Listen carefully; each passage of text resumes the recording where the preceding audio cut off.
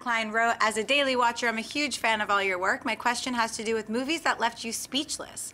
I recently saw the movie Calvary with Brendan Gleeson and director-writer John Michael McDonagh, who both did The Guard as well. This is one of those movies that left me speechless long after the movie. I was wondering, are there any movies that left you speechless because it was deep, fun, confusing, or possibly horrible? Thanks. Great question. And Chris Lee, I want to see that happy dance, all right? The first movie that comes to mind with this one, actually Calvary, I mean, wow, I sat in the theater, I was like, what just happened? I was speechless. I had that same reaction with We Need to Talk About Kevin, which I talk about a lot. That film was perfect in every way, in my opinion. Some of the best performances out of Tilda Swinton, and the editing and everything. I mean, man, that messed with me. I actually looked over my shoulder when I was walking back to my car because I was just like, wow, that's like the modern day horror film, like realistic.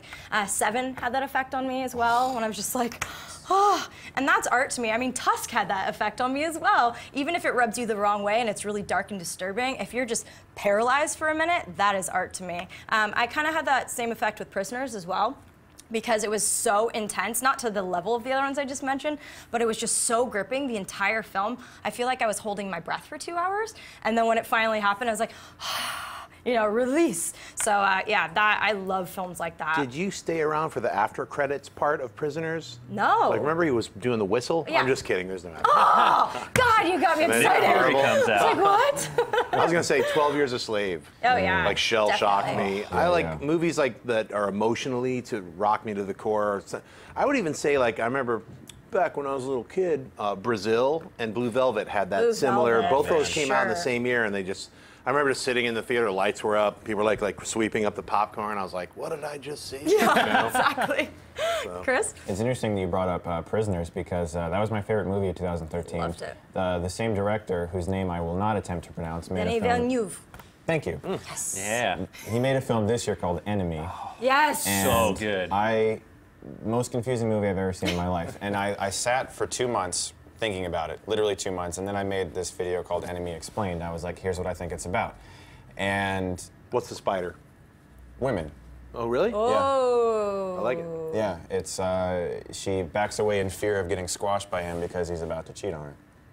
That's my opinion anyway.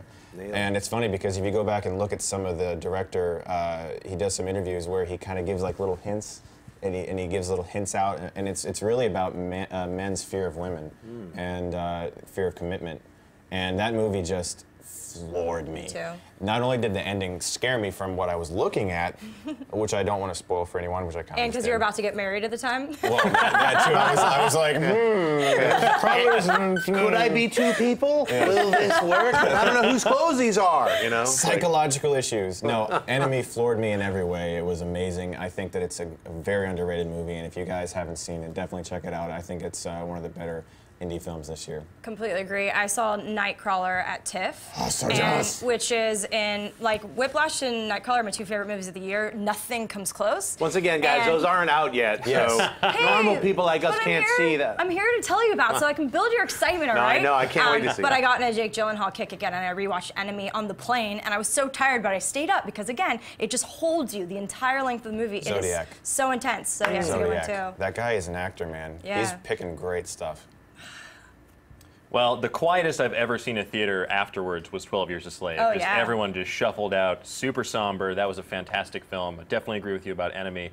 The one that affected me most in recent memory was, I believe it's called Under the Skin. Was that Scarlett Johansson? yeah. That Good was movie. fantastic. That was my next choice, too. Yeah, just like so many, just incredible pacing, just really heady, cerebral storytelling, and that shot of just the baby sitting on the coastline is haunting. It is. One of my favorite performances of hers, no question. And I was reading that a lot of that was like improvised as well. Like a lot of these people were just didn't know they were going to be in a movie. Right. It was just really fantastic. So I can't recommend that movie enough. And because if you see it in the theater, because it's really, or if you're going to see it at home, turn all your lights off, turn off your phone. It's about the sound design and becoming immersed in this film. Yeah. And it's like one of these films that has lot of long shots. Oh, yeah. So you got to get, over your ADD issues or whatever, things you have to learn to concentrate and enjoy the film for what it is. And you get absorbed into this alien world. So good. I saw it twice in theaters, and when I left the second time, this one person was like, "That was the worst movie I've ever seen in my life."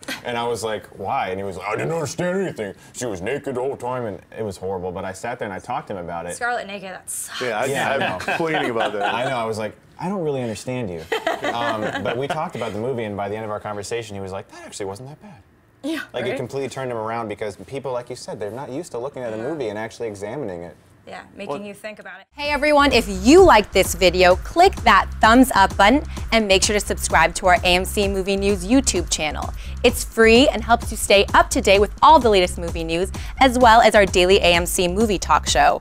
Also, make sure that you follow us on Facebook and Twitter to stay up to date with all of our special promotions, contests, and prize giveaways.